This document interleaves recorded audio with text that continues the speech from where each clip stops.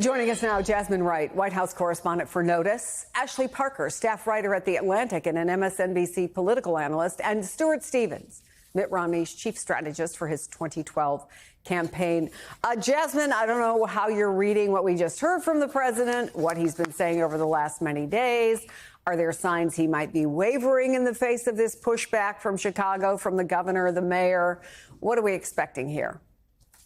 Well, I think it's clear here, Chris, is that the president is still deciding whether or not to send in the troops, and honestly, what it would look like, because Chicago and Illinois broadly has basically said that we don't want them and we're not going to be complicit in what you want to do. And so that changes the dynamic of what the federal government can actually do if he were to send in the troops. Obviously, it wouldn't look like D.C. because of the uniqueness of D.C. Obviously, we have the Home Rule Act here and other measures that make Trump really more emboldened to do a lot more here locally that just don't exist in other places. And so we were talking to an administration official for the Notice newsletter out this morning who basically said that if we do go in, again, that possible word there, if we do go in, it could look a lot like what we did in Los Angeles. So I think it's very much so under consideration. I think one interesting thing that the president continues to say is, I want to be appreciated for my efforts in tamping down crime. And he also said that Democrats are falling into a trap by being against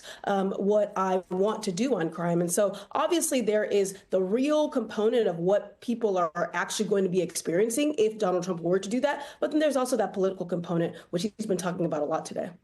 Stuart, after saying that the National Guard is not needed, Governor Pritzker told our Shaquille Brewster what he does need from the federal government. Here's what he said.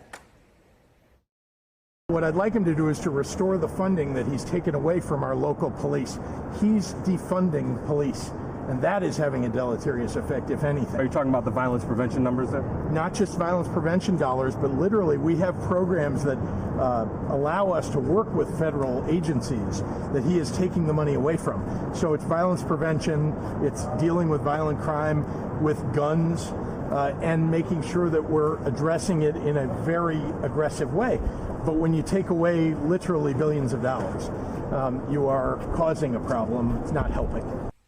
So working cooperatively, Stuart, and restoring millions of dollars, how do you rate the chances of that happening? I'd say it's pretty slim. I just have to say, as somebody who worked in the Republican Party, who would consider myself a conservative, along with rolling out the red carpet for Putin, a sweetheart deal for Maxwell, and taking a government stake in Intel, the idea that you're going to use federal troops is sort of really like the last straw, or any pretext that the Republican Party is a conservative party. I mean, this is what conspiracy theorists 10 years ago were railing about the Obama administration doing, because there was an exercise in Texas called Jade Helm 15. Remember that? They said this proves that the government is trying to take over. So now we have these federal troops. You have my home state of Mississippi sends 200 National Guards. The murder rate in Jackson, Mississippi is 3 times that of Washington, D.C. I mean, if the governor steps out of his house, which is in downtown Jackson, he's at much greater risk than he is walking around D.C. So the whole thing is complete fraud.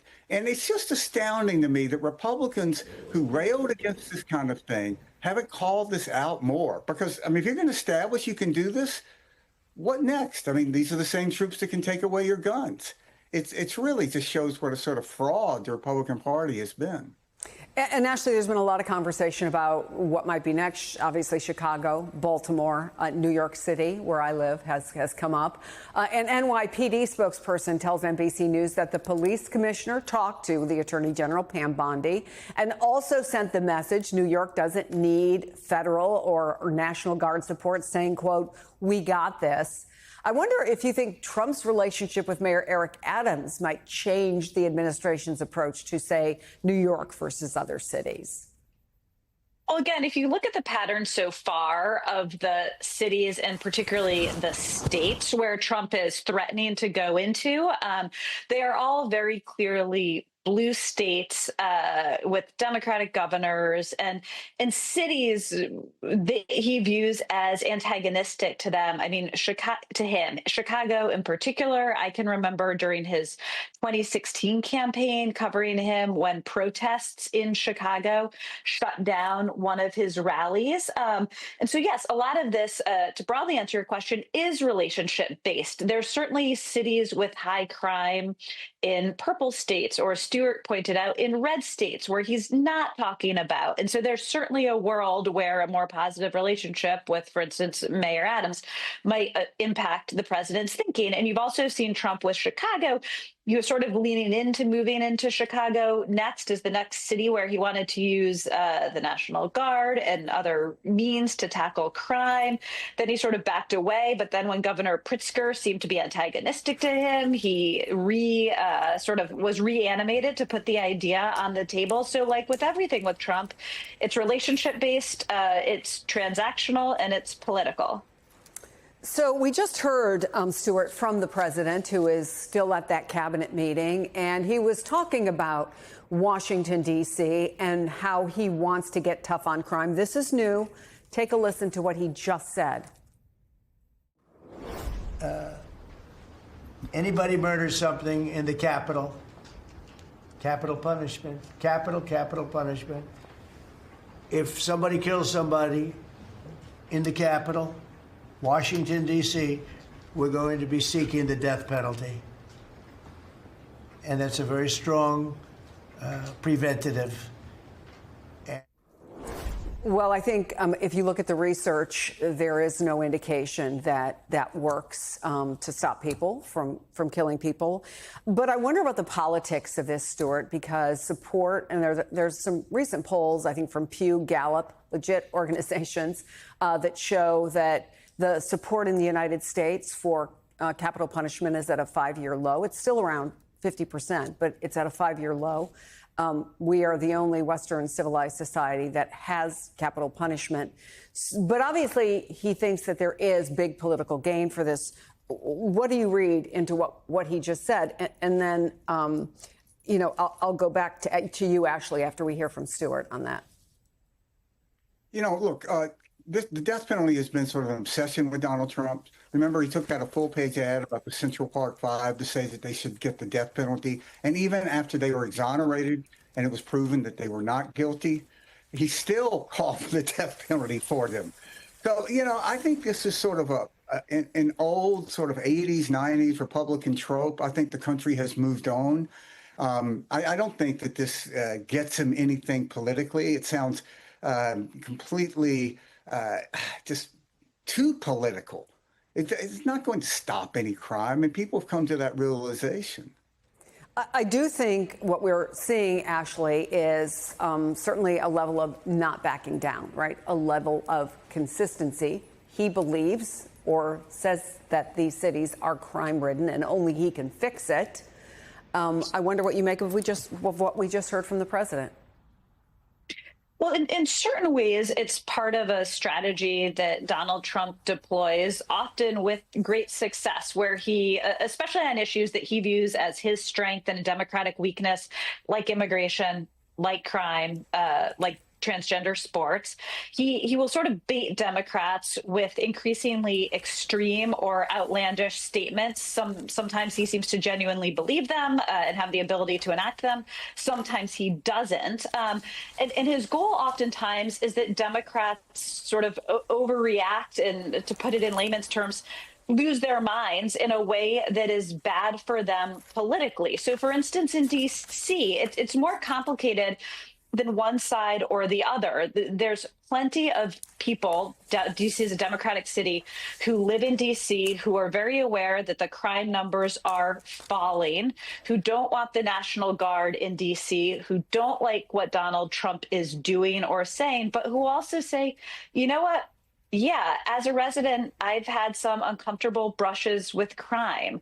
I vibes wise, in the same way the election in certain ways was decided by vibes on the economy, don't always feel safe. And so there is a benefit for Trump and a risk for Democrats of sort of over responding to him in a way that minimizes how some of the residents in these cities do feel, even though they disagree with Trump's numbers, they disagree with his rhetoric, they disagree with his behavior, and they disagree with his approach. So it was very interesting yesterday, Jasmine. There was a town hall in Missouri. The Republican Congressman Mark Alford appeared to push back against Donald Trump's latest threats to bring in the National Guard. Here's a little tiny snippet of what he said. I do not think that we should be sending National Guard into other cities. He says only if governors request them. Now, we should say he won his seat with 71% of the vote, so it seems like he's pretty safe. But are you hearing anything to suggest in D.C. that there is a line that other Republicans will draw?